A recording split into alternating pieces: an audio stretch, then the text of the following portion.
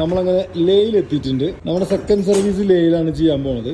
വണ്ടി റാമ്പിൽ കയറ്റി എത്ര ml ഓയിൽ ഇതിന്റെ ബേണായി പോയിട്ടുണ്ട് എന്നുള്ളത് കാണിക്കാൻ വേണ്ടിയിട്ടാണ് അപ്പോൾ ഞാൻ ഈ വീഡിയോ ചെയ്യുന്നത് കേട്ടോ. 4000 കിലോമീറ്റർ ആയപ്പോൾ തന്നെ ഈ ലെൻസ് ഇൻസ്പെക്ട് ചെയ്യുന്നുണ്ടായിരുന്നു. ഇതിൽ തുള്ളി ഓയിൽ കാണുന്നുണ്ടായിരുന്നില്ല.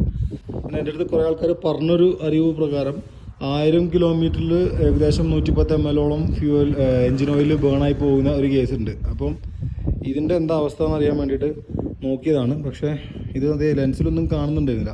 അപ്പോൾ ഏകദേശം ഞാൻ എക്സ്പെക്റ്റ് ചെയ്യുന്നത് ഒരു 1 ലിറ്ററെങ്കിലും ഉണ്ടാവും എന്നാണ് എൻ്റെ പ്രതീക്ഷ. അതാണ് മൊത്തം വന്നേക്കുന്ന ഓയിൽ. ഇത് ഏകദേശം 1 ലിറ്റർ ഉണ്ടെന്ന് തോന്നുന്നു. ഇത് ഞാൻ മെഷർ ചെയ്തിട്ട് പറഞ്ഞുതരാം.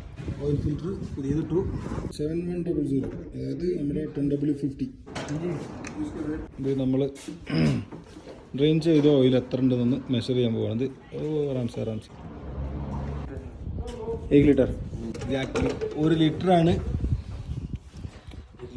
നമ്മളുടെ ഓയിൽ ഇപ്പോൾ ബാക്കി അയക്കുന്നത്. അതായത് ഡ്രെയിൻ ചെയ്ത ഓയിൽ 1 ലിറ്റർ 700 ml ആണ് ബേണായി പോയിട്ടുണ്ട്. ഏകദേശം നമ്മൾ 4800 കിലോമീറ്റർ ഓടാൻ വേണ്ടിയിട്ട് 700 ml എൻജിൻ ഓയിലാണ് ബേൺ ഔട്ട് ആയിട്ടുള്ളത്. സോ ഈ ഒരു പ്രശ്നമാണ് നമ്മളുടെ അഡ്വഞ്ചർ 390 ഞാൻ ഫേസ് ചെയ്തുകൊണ്ടിരിക്കുന്നത്. സോ ഈ ഒരു കാര്യം കീപ്പ് ഇൻ മൈൻഡ്.